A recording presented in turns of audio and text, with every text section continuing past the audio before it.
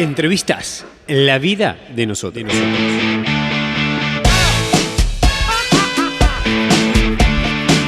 Bienvenidos y bienvenidas a otro ciclo de entrevistas de LBDN.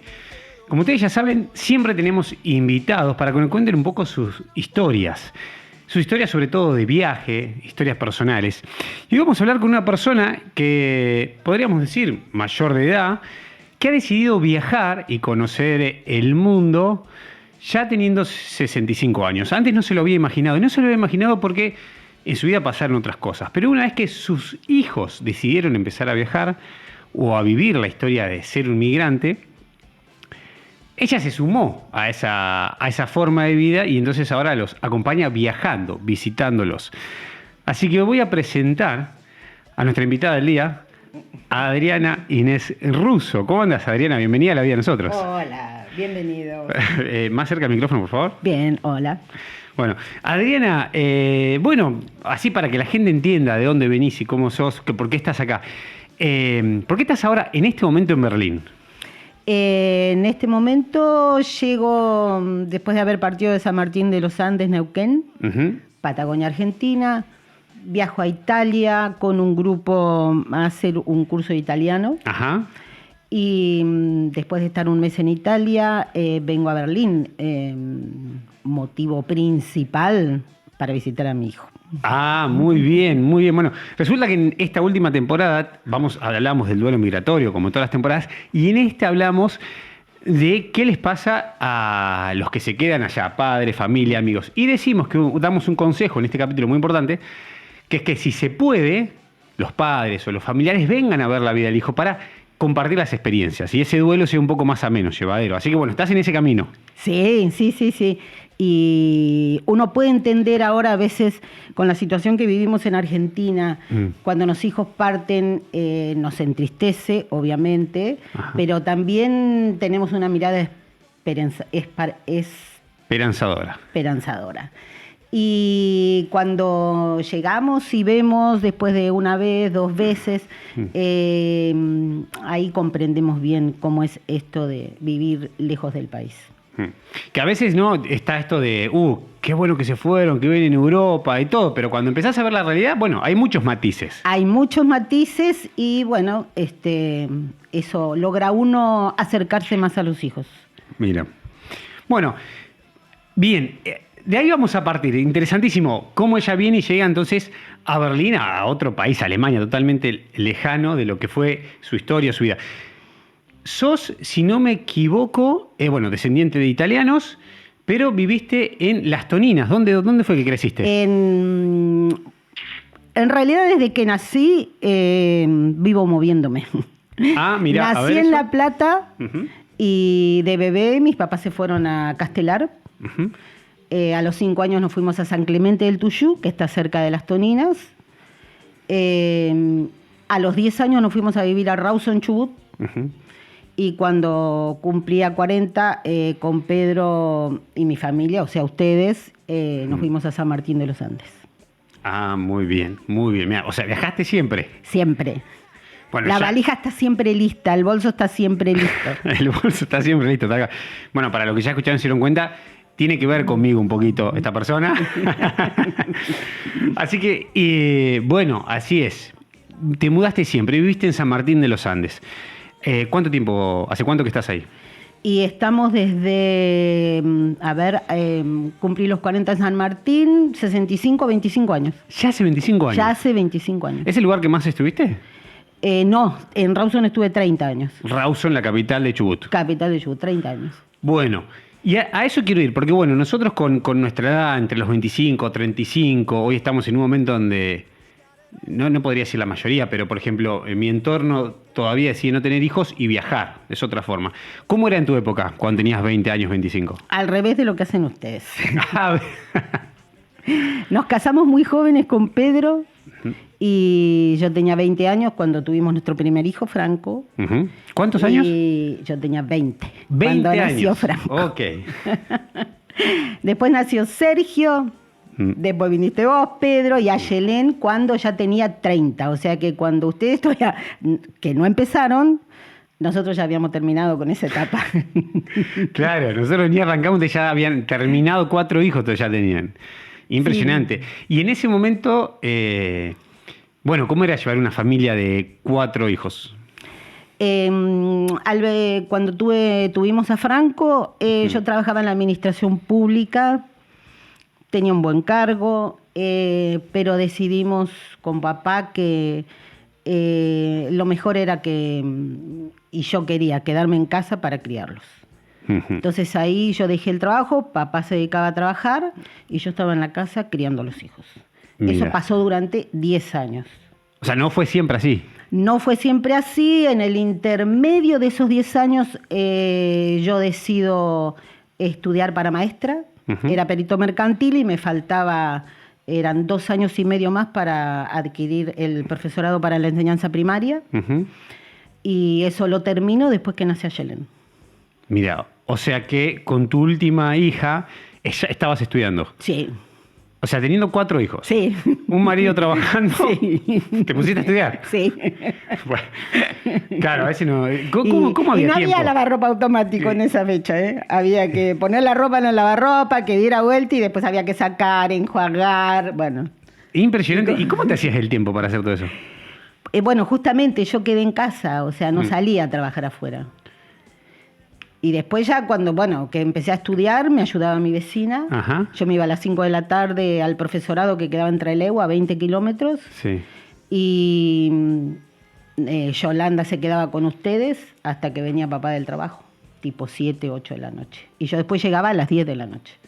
Pero digamos, vos tenías casi un doble trabajo entre la crianza, mantener la casa, digamos que el trabajo de ama de casa, sí. Estudiar. Sí. O sea, que no salías a ganar dinero, pero estabas muy ocupada. No, estaba muy ocupada, pero como pasa siempre, y esto que ahora tanto se habla, en mi época no se hablaba, ¿no? Pero las mujeres tenemos eso de ayudarnos. Entonces yo tenía compañeras que por ahí no contaban con los recursos económicos para comprar los elementos para estudiar, pero sí podían porque no tenían familia, no tenían hijos, entonces yo compraba lo que se necesitaba y ellas venían a casa y por ahí nos pasábamos la noche estudiando. Mirá. Y claro. Bueno, si no, no alcanzaba. Claro, impresionante, no te daba el tiempo, tenías que seguir. Bueno, y ahí fue. ¿Y después de eso, empezaste a trabajar como maestra? Empecé a trabajar recién cuando Ayelen comenzó el jardín.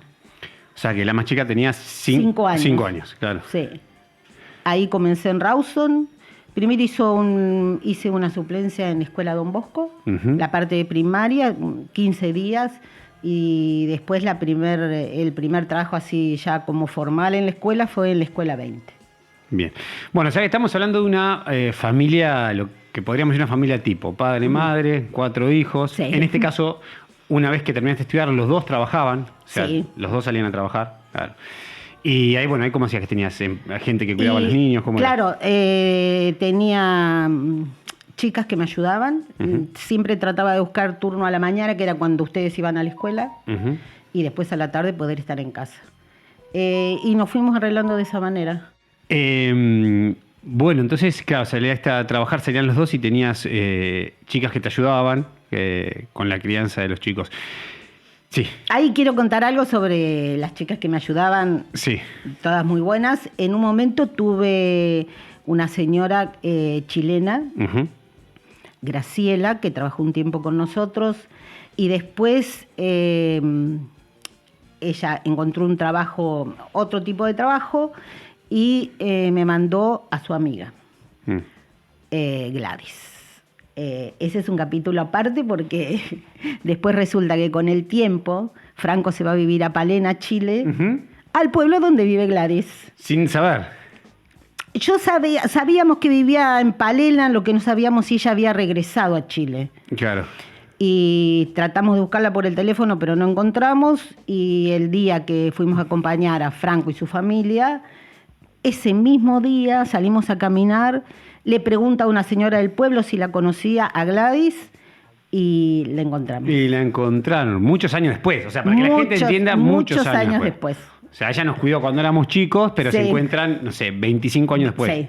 Claro, mirá, impresionante. Franco también decidió vivir afuera del país. Franco también, con Fernanda y los chicos decidieron buscar otra alternativa, buscar un pueblo chico y se fueron a Palena. A Palena. Palena es en el sur de Chile, es un pueblo de 1000 habitantes, o sea, muy chiquito en la cordillera, en la frontera entre Argentina y Chile, cerca de Esquel, para quienes son argentinos y conocen un poco la zona. Bueno, vamos a seguir por ahí, porque claro, gente, de repente migramos. Bueno, venías con la familia, estábamos hablando de cómo se configuraba. Después hay un momento donde se van a vivir a San Martín de los Andes. Sí. Ahí cambia, porque ahí cambia el rol también el trabajo de Pedro, el padre de la familia. Claro, ahí pasamos a vivir otra etapa. Yo trabajo en la escuela y él ya no tenía tanta carga horaria en su trabajo, teníamos unas cabañas, entonces él estaba más libre y él ahí es el que se ocupa de ustedes, de la escuela, de llevarlos, de las reuniones de escuela. Hoy me encuentro con mamás de compañeros de ustedes y nos reímos porque muchos de mí no se acuerdan de papá. Porque claro, yo no iba a la reunión. Bueno, venía a la reunión de la escuela. No iba. Impresionante. Así no. Bueno, para reclamar en los reclamos de los hijos. Claro. Sí, y ahí, bueno, cambian los roles, pero ¿cómo se logra esa flexibilidad, ¿no? Teniendo en cuenta que veníamos de una época, no sé si es la palabra machista, pero donde digamos, el hombre el que salía a buscar el trabajo, el que traía el dinero, esas configuraciones, mientras va cambiando la pareja, ¿cómo se fueron llevando? Y fueron, siempre uno se va acomodando, uno siempre va charlando, en ese camino a veces uno va primero, el otro va después se cambian los roles, y todo con charla. Y después el mismo trabajo te lleva, la cotidianidad te lleva.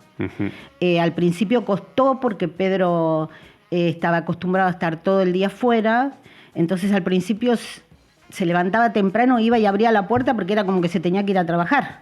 Y en realidad tenía que quedarse y trabajar ahí. Entonces al principio le costó. Lo mío no, lo mío era más, no te digo llevadero, pero yo ya había estado trabajando en la escuela, entonces yo ya sabía lo que era salir mediodía de mi casa. Bueno, y ahí hablando que se mudaron, de tanto que te mudaste y se mudaron a San Martín de los Andes, aunque sea dentro del mismo país, ahí también hay una especie de migración, ¿no? Donde vos tenés que volver a rehacerte en un nuevo lugar, hacer amigos. Ustedes habían estado más de 20 años en Rawson, en Capital. ¿Cómo es llegar a un lugar nuevo? Sí, uno se siente el desarraigo del lugar donde está o donde vivió. Obviamente, como estás en Argentina, se manejan más o menos los mismos códigos.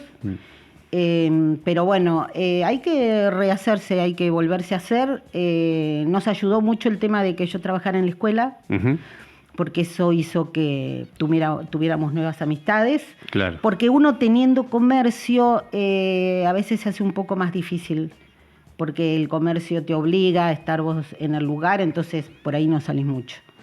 Pero en el caso nuestro, como papá seguía haciendo cosas que tenían que ver con metalúrgica y con la construcción, digamos que él ahí encontró su lugar.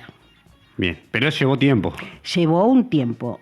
Y otra de las personas que ayudaron mucho para eso fue el ciclista que le enseñó a papá a andar en bici en los senderos. Estamos hablando de Valdebenito. Estamos hablando de Valdebenito. Y él fue el que lo impulsó a hacer eso y de ahí comenzaron a agregarse otras personas, armaron un grupo, salían, entonces ya tenía su grupo grande, hizo muy buenos amigos y ese era su O sea, que en ese caso para él el deporte o esta especie de deporte fue lo que lo llevó a tener nuevas amistades. Sí. Mirá qué impresionante. Y a todo esto también había 4 hijos. ¿Cómo fue para los hijos cambiarse de lugar? Había los 2 más grandes, Franco y Sergio, como estaban en el secundario. Franco estaba terminando el secundario. Como que para él no fue tan como traumático, ¿no? Porque terminaba el secundario y se fue a estudiar educación física a Bariloche. Claro, ya para él venía un cambio. Entonces... Ya para él venía un cambio. A Sergio le costó más porque él estaba en la mitad del secundario, entonces extrañaba a sus amigos y es así que el primer tiempo él se fue a vivir con mi mamá para poder terminar el secundario en Rawson. Claro. Y ustedes dos, que eran los más chicos, también les costó. Me acuerdo cuando veían la puerta abierta de la escuela y se querían escapar porque era distinto. Y sí, no fue fácil. Y ahí, como madre, padre, ¿qué consejo puedes dar a quienes se mudan, a quienes emigran, que tienen hijos y los llevan a otro lugar? ¿Cómo se va llevando esa relación? Y es el acompañamiento. Y es la charla y darles todo el amor posible todo el amor posible y charlar que lo que se busca o lo que se buscó es para mejorar y es para vivir otras experiencias. Uh-huh. Mirá, bueno, y ahí es difícil, depende de la edad, se entiende o no. Y no, pero se van acomodando a medida que van creciendo, van entendiendo. Tengo reclamos, ¿eh? Bueno, yo sé que les costó. A los más chicos les costó, pero bueno, después se entendieron cuando empezaron a ser amigos. Claro. Y en ese momento esto de vivir afuera no se pensaba tampoco. No, y menos en esa época, estando en Rawson, al menos nosotros no más allá de ir a Buenos Aires a que los chicos estudiaran, no se pensaba como más lejos que eso. Irnos a San Martín, ahí es como que se abrió otra puerta, porque con el tema del cerro, la gente estaba acostumbrada a viajar a Europa para hacer la otra temporada. Claro, entonces hablamos de otra visión. Le aclaramos a los oyentes, ahí está el Cerro Chapelco, que se conoce en San Martín de los Andes, uno de los cerros más conocidos de Argentina. Y claro, ese turismo, hay mucho turismo internacional, entonces uno tiene influencias de todos lados con la temporada de invierno. Y te haces amigos o conoces gente que por ser instructor de esquí hace la doble temporada y viaja a Europa. Entonces recién ahí es cuando empezamos a mirar así un poquito. Un poco más lejos. Y cómo... Bueno, siguen creciendo y después se van los hijos a estudiar, los últimos dos. ¿Cómo empieza ahí la etapa en pareja? Fue, bueno, como dicen al principio, después me di cuenta, ¿no? Que después que se fue a Yelén, ahí quedamos solos y lo primero que hice fue comprarme una perrita. Mirá, está muy bien. Y eso después lo relacioné, pero... Claro, en el momento no es que sos muy consciente de esas acciones. Al principio no sos muy consciente. No, fue divertido. O sea, una vez que pasa esa primera etapa, fue genial, porque era volvernos a encontrar con Pedro. Uh-huh. Porque uno se casa y después empiezan a tener los hijos, entonces como que cada cual ocupa un lugar y ahí es volverse a encontrar. Que podés encontrarte bien o encontrarte mal. Claro. Por suerte nos encontramos bien. Salió entonces, bien. Claro. Teníamos nuestros espacios y la verdad que nos divertimos bastante. Éramos como la propaganda que salió en esa época, uh-huh, donde los hijos estaban preocupados por los papás que quedaban solos y la propaganda mostraba a los papás en un living con una pelo pincho divirtiéndose a lo loco. Claro. Bueno, a nosotros nos pasó. No pusimos la pelo pincho, pero nos divertimos bastante. Faltó la pelo pincho en el living. Bueno, bien, qué bueno. Eso en líneas generales. Obviamente no fue ideal, y con idas y vueltas y todo. Y sí, como todo matrimonio, hay de todo en el matrimonio. O sea, no todo es bueno, ni tampoco todo es malo, pero uno va luchando por lo que quiere. Y como digo, a veces uno iba adelante, a veces iba el otro, y siempre nos fuimos apoyando. Bien, ¿y cómo se dividían las tareas? Teniendo el comercio, que en este caso eran las cabañas turísticas, y vos como maestra, ¿cómo iban llevando las dos cosas? O sea, yo tenía mi trabajo de docente y después hacía la parte interna, digamos. Me ocupaba del lavado de las sábanas, preparábamos los desayunos, hacía el pan casero y toda la otra parte lo hacía papá. Todo lo que tenía que ver principalmente la conversación con los clientes, uh-huh, y la parte económica lo hacía él. O sea, que él manejaba la caja. Él manejaba la caja grande y yo manejaba la caja chica. ¿Y qué significa eso, Y que yo manejaba la economía del hogar. Uh-huh. Entonces yo me ocupaba de eso y él de eso se despreocupaba. Uh-huh. Y él, bueno, lo demás, la economía grande que le llamamos, qué es lo que hacemos, cómo ahorramos, eso lo hacía él. Mira, decidimos hacer o sea, si queríamos hacer un viaje o si que queríamos cambiar el vehículo. Eso o sea, igualmente lo charlábamos. ¿Era consultado o no? Sí, consultaba. Ah. Sí, consultaba. Él consultaba si hacíamos el otro galpón, si no hacíamos el galpón, cómo lo íbamos a encarar. Eso siempre lo hicimos juntos, pero bueno, la economía grande, o sea, era él el que más se fijaba en eso, el pagar los impuestos y todo eso. Claro. Y ahí, digo, ¿no había, en algún momento hubo reclamos? Che, ayúdame con esto, no estás viendo esto, me estoy haciendo cargo de muchas cosas. Sí, ahí tratábamos de acomodar. A veces me decía, che, Petiza, no me organizas ningún viaje, me decía. Y yo me reía y le decía, bueno, pasa que manejo la caja chica y con la caja chica no me alcanza. Y ahí nos reíamos a veces, bueno, por ahí nos intercambiábamos las cosas, o dice, bueno, te voy a dejar para que vos pagues esto y vayas viendo esto, o ese tipo de cosas, o sea, compartíamos el trabajo. Bien, bien.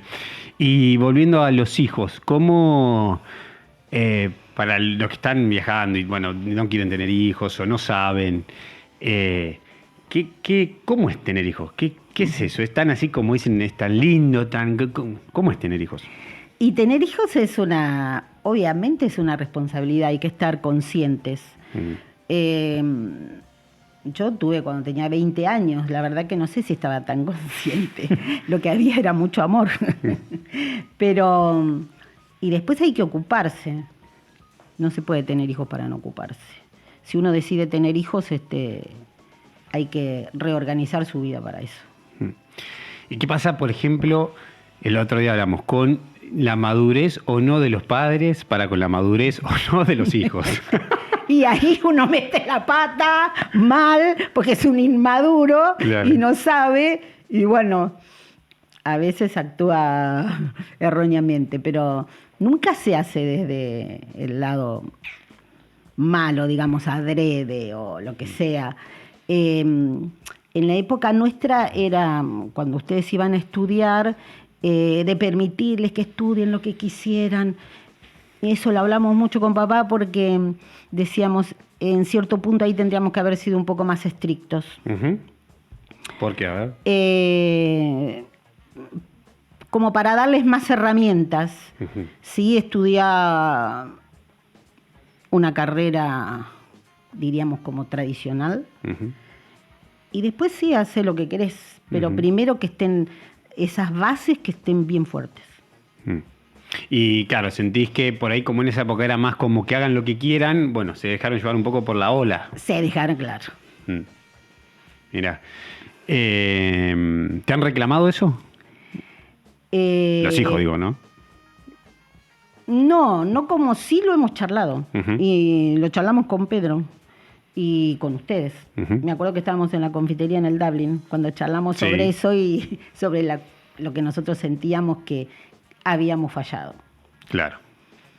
Bueno, viste que hay muchas teorías, porque algunos dicen el padre estricto y el hijo que sale enojado porque el padre es estricto, y después está la otra. Pero bueno, importante, y esto yo lo digo por experiencia propia, para los que vienen a vivir al exterior, ya sea Europa, donde sea, siempre si uno está más preparado, obviamente más fácil se hace la cosa, conseguir trabajo, conseguir visas, conseguir papeles. O sea que prepararse es importante, sea como sea, o en lo que te guste, pero venir preparado, con idiomas, sobre todo, con una carrera, eso ayuda. Exactamente. Bueno, buenísimo todo. Y me contabas que, bueno, entre los dos iban llevando cosas, o sea, que uno era responsable de algo, otro era responsable de otro. Y viene ahora un momento donde hace 3 años, bueno, papá se fue. ¿Cómo cambia todo ahí? ¿Cómo es? Muy duro. Si bien papá venía con su enfermedad, pero durante todo el trayecto de la enfermedad no fue muy traumático. Sí, lo que lleva tener una enfermedad, ¿cierto? Preocupa a todos, pero siempre se transitó bien. Uh-huh.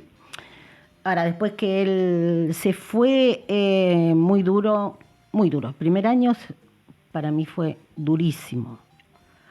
Yo le decía a Yelén, gracias por suerte al acompañamiento de los hijos, pero costó mucho. Y yo le decía a Yelén, porque había momentos que yo le decía, no me alcanza el cuerpo para sentir tanto dolor. Y eso calmó, llegando a los 2 años, digamos, ahí calmó y ahí ya tuve como otra comprensión. De a poquito fueron apareciendo los recuerdos que a uno lo hacen sonreír. La sonrisa de papá siempre está presente. Por ahí uno llora, pero esa angustia tan grande se fue. Hice muchas cosas para llegar a ese punto. Es como que no me quedé quieta, seguramente tiene que ver mi historia, ¿no? De siempre estar moviéndome. Y desde el principio empecé a cambiar la rutina que tenía. Es fácil en San Martín levantarse y ponerse el buzo, la remera y salir, y estás todo el día así porque es un pueblo de montaña. Y dije, no, tengo que empezar a cambiar cosas, pero desde lo más simple. Entonces me levantaba y ya trataba de vestirme de otra manera. Eso fue un ejercicio. Otro ejercicio, ir al gimnasio temprano, cosa que mi cabeza no empezara a rumiar y a pensar lo que ya no tenía. Entonces me levantaba, me iba al gimnasio y ahí ya se mueven otras cosas y la energía cambia. Apoyarme, obviamente, en mis hijos, mis amigos que fueron incondicionales, mis amigas, por ahí decir, estoy triste y a los 15 minutos caía una con un budín o me pasaba a saludar. Después comencé con el taller de arte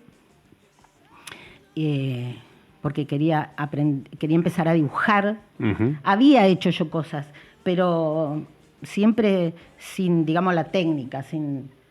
Y eso quise hacer. Y otra de las cosas que me ayudó mucho ahí, en un momento dado empiezo a dibujar. Yo le digo al profesor que quería aprender a dibujar y bueno, te va dando distintos ejercicios. La cabeza, son 3 horas donde tu cabeza está en otro lugar. Y un día, bueno, ¿qué puedo hacer? ¿Qué puedo hacer? Y justo le mostré una foto de Franco y me dijo, ¿por qué no haces el retrato de Franco? Y ahí empecé con los retratos. Y hice los retratos de toda la familia. Y eso me ayudó muchísimo también. En un momento le hice retrato una foto que está Yelén y papá. Esa fue la que me sacó más lágrimas. Claro. Cuando me detuve a dibujar la cara de papá, ahí. Pero eso fue muy sanador. Y así fui saliendo. Y estoy tratando de... se me aparecen objetivos, se me aparecen ideas y voy para adelante. Quiero seguir estudiando italiano porque lo que hice fue una aproximación al idioma. Pero estoy interesada en eso y estoy interesada en aprender, en seguir aprendiendo. También me dedico a nadar. ¿También? Sí. Cruzo el lago. Ahí me acompaña mucho Martín, amigo de Pedro, y Mónica, obviamente, Martín y Mónica. Y bueno, Martín me ayuda y me entrena. Y así voy, haciendo todo eso y también lo sumamos a Juan, que está ahí también para nadar. Sí, Juan, el hijo, sí, siempre dando consejos. Bien ahí. O sea, que así fue, le metiste mucha garra, muchas ganas. Y sí, porque la verdad es que es tan duro el golpe, 42 años juntos, y todo lo que uno tenía pensado... hay que cambiarlo, es un giro, una vuelta completa que hay que dar. Ahora uno lo habla y lo puede decir más tranquilo, pero al principio fue muy, muy, muy difícil. Y todo va ayudando lo que uno hace, ¿no? Esa voz interna que te dice, tenés que ir por acá, tenés que hacer esto, probá con esto. Bueno, hay que probar. Hay cosas que salen y hay cosas que no salen. Uh-huh. Pero nada, todo igual te deja algo, más allá de lo que no sale como vos tenías previsto.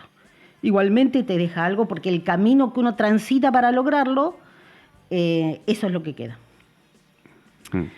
Encontrarme con mis primos de hace 40 años, eso también porque me trajo el recuerdo y me contaban cómo era yo cuando era chica viviendo en San Clemente, las travesuras que hacía, eso también me ayudó mucho.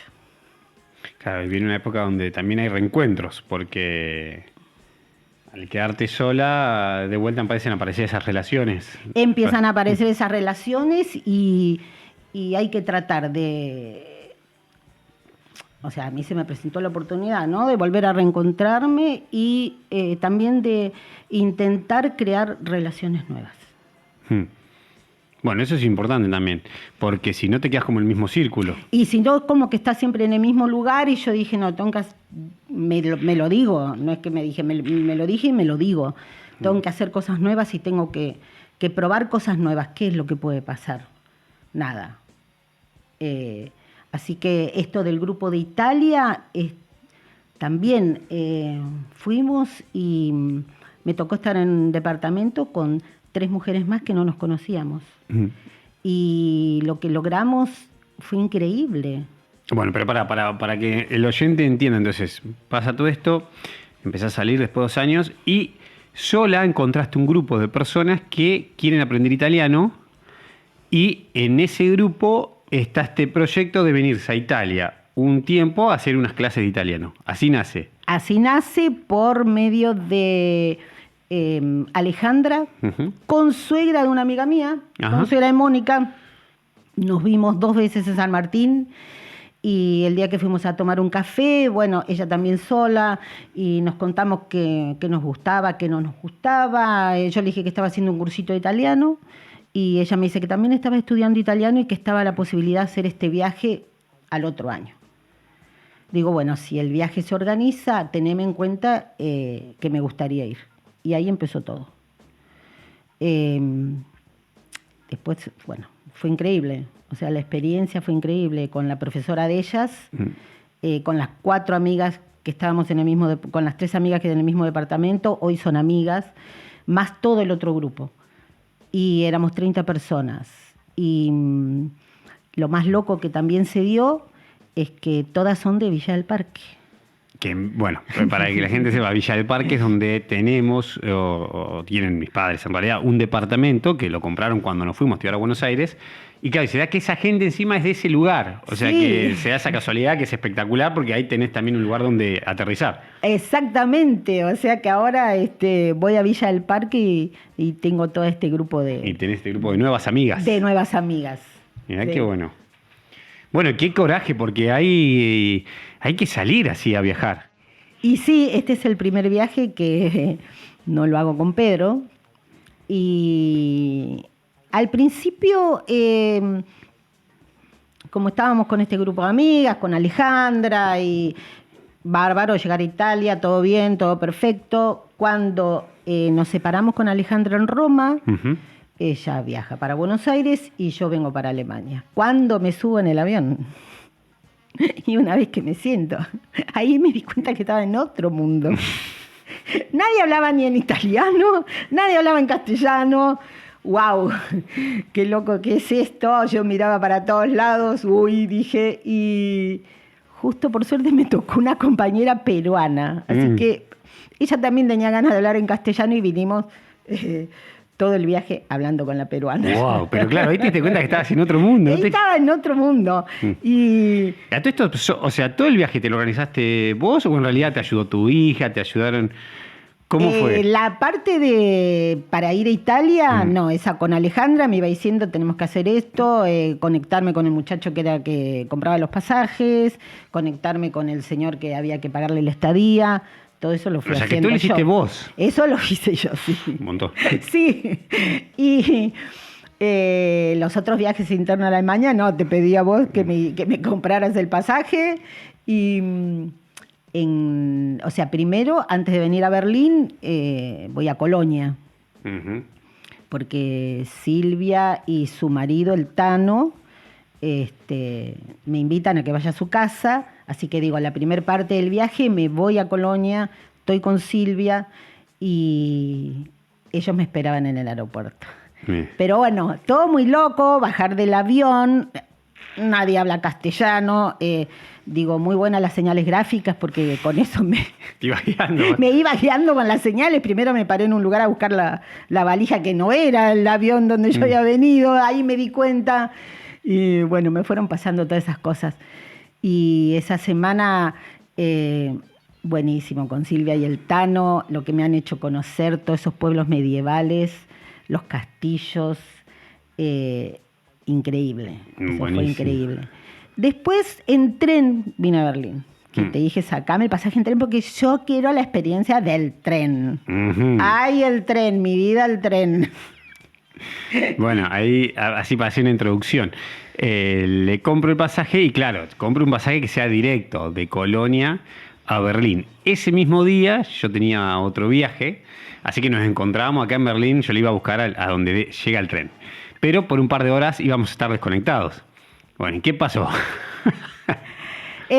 Todo bien, con los chicos me dejan, subí acá, número 1, elegí el asiento, perfecto, listo, subo al tren. Me siento, por suerte, me siento en los lugares estos que están enfrentados, con la mesa en el medio, así que tenía un alemán grandote al lado mío, 2 alemanes grandotes enfrente, todo bien, y en un momento dado viene el guarda y habla en alemán, y obviamente yo no entiendo nada, pero empiezo a observar las caras. Ujú. Y bueno, si viene el guarda es porque vino a decir algo. Y entonces agarro el teléfono, pongo diccionario español-alemán y ahí escribo qué le había dicho el guarda y se lo muestro al señor que estaba enfrente mío. Ujú. Y entonces el señor ahí me mira, se sonríe, agarra el teléfono y me escribe que había que cambiarse de tren porque no andaba el aire acondicionado. Ay. Y era un día de 33 grados. No, la Deutsche Bahn, fallando siempre. Y a todo esto me mandabas mensaje y yo no contestaba. Yo te mandaba mensajes y vos no contestabas y le pregunto al señor con el teléfono. Pero ¿cómo si... preguntas si no sabes el idioma? No, y te agarraba el teléfono. ¿Y qué hacías con el teléfono? Y yo en el teléfono preguntaba si me podía quedar. ¿Qué me importa que no hubiera aire Está bien, acondicionado? pero- Yo no me quería mover de Pero ahí. ¿cómo preguntabas? Porque vos tu idioma es el español y el otro es el alemán. Pero usaba el diccionario español-alemán. Ah, el traductor. El traductor. Ah, ok, Entonces ok. ahí escribía y le mostraba. Y primero me dijo que sí, pero resulta que después vino el guarda otra vez. Y yo yo no sentí miedo. Sí, lo que me pasó es que me puse alerta. Claro. Entonces ese alerta me permitía leer no lo que hablaban, pero sí las expresiones de su rostro. Claro, sí estar atenta que algo estaba pasando. Claro, entonces vuelve el guarda y no, había que cambiarse. Entonces yo los miro a ellos y me preguntan si yo venía a Berlín. Bueno, esa parte fácil de entender. Sí, voy a Berlín, así que me hacen seña, venga con nosotros. O sea que yo agarré la valija, la mochila y iba como los nenes de primer grado, atrás de la maestra. Yo iba atrás de estos 3 ursos, bajando del avión, yendo para el otro andén, esperando y ellos me hacían seña con la mano. Es por acá, es por acá. Y yo seguía con ellos hasta que subimos al otro tren. Después cuando subo al otro tren, bueno, ¿dónde me bajo acá? Decía yo. Claro. Porque el horario que yo tenía para bajar no era el mismo. Y entonces vos tampoco contestabas todavía. Y me avivo y le saco fotito al televisor del tren donde va diciendo las estaciones. Ujú. Y ahí es donde te pregunto, ¿en qué parte de Berlín me bajo? Porque había 3 que decían Berlín. Claro. Y justo ahí después vos contestaste. Justo, si no, ¿dónde parabas? Claro, si no me seguía. O sea que todas esas cosas te pueden pasar en un viaje, hay que tener coraje para hacer todo eso.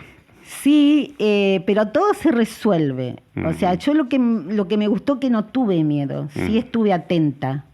Y sabía que no podía pasar nada. ¿Qué te puede pasar? ¿Que tenés que dormir, no sé, una noche en la estación? No sé, o sea... Pues no sería muy cómodo.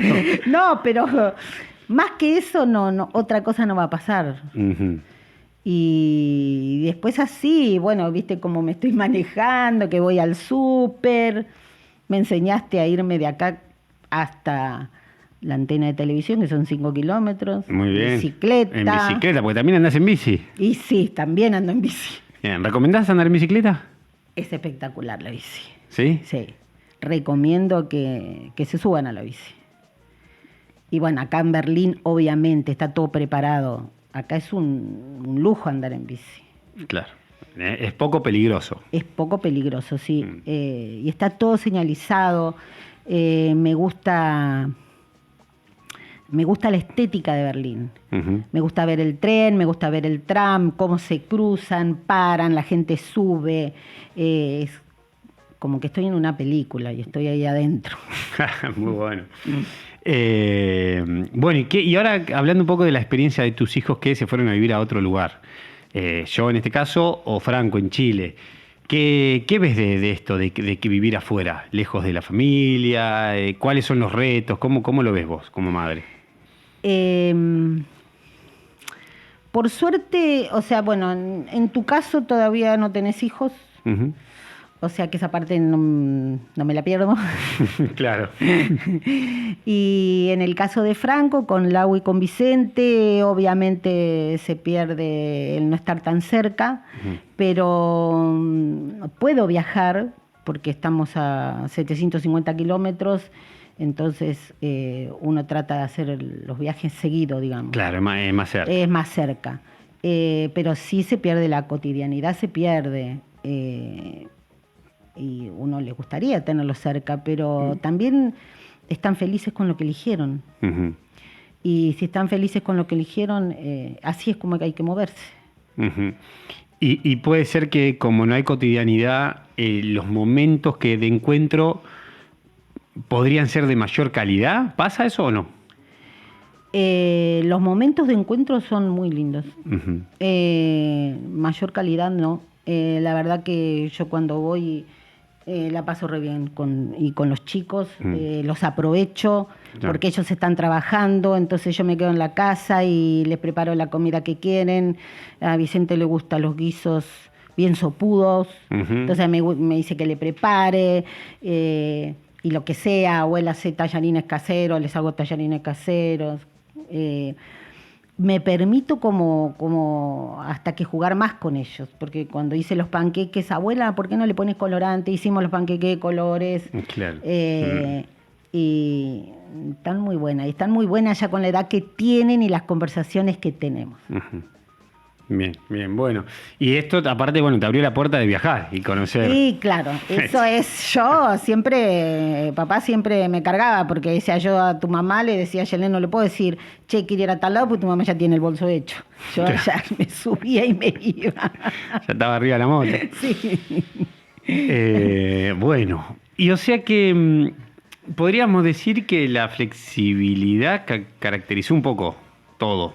Ir acomodándose a las distintas etapas o tiempos. Sí, es lo mismo, eso de ser flexible te permite disfrutar muchas cosas, desde las cosas más simples. Por ejemplo, obviamente en Argentina comemos carne, el churrasco. Yo hace 2 meses que estoy afuera y como lo que hay en el lugar, no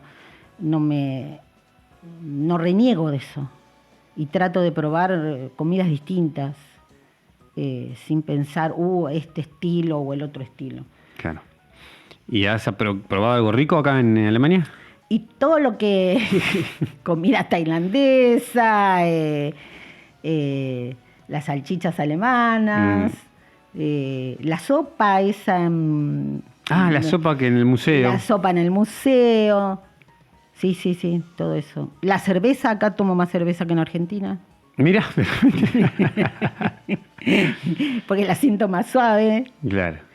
Después el Aperol, infaltable. Para la tarde, muy bien. Para la tarde. ¿Y ahora cómo sigue tu viaje? Y ahora me voy Madrid-Zaragoza. Me quedo 4 días. Voy a visitar a Lili, que vivió en San Martín de los Andes, y nos conocimos en el Club de Leones. Y ahí me quedo 4 días y después ya vuelvo a Buenos Aires. Y después a San Martín. Y después a San Martín. Bien, tengo entendido que con tu hija te hiciste unos tatuajes, porque viajaron juntas con tu hija en un momento. El año pasado viajamos juntas, sí. Y ahí hicimos un tatuaje las dos, lo elegimos, es el planeta y un avioncito que lo recorre. a ver si ahí al teléfono. A ver ahí, si se ve. ¿La pasaste bien? Sí, me encantó. ¿La estás pasando bien en Berlín? La estoy pasando re bien, tengo mi tiempo. Vos estás trabajando, estás haciendo tus cosas, pero a mí eso me permite estar relajada también. Bueno, gracias por pasar por la vida de nosotros. Te quiero mucho.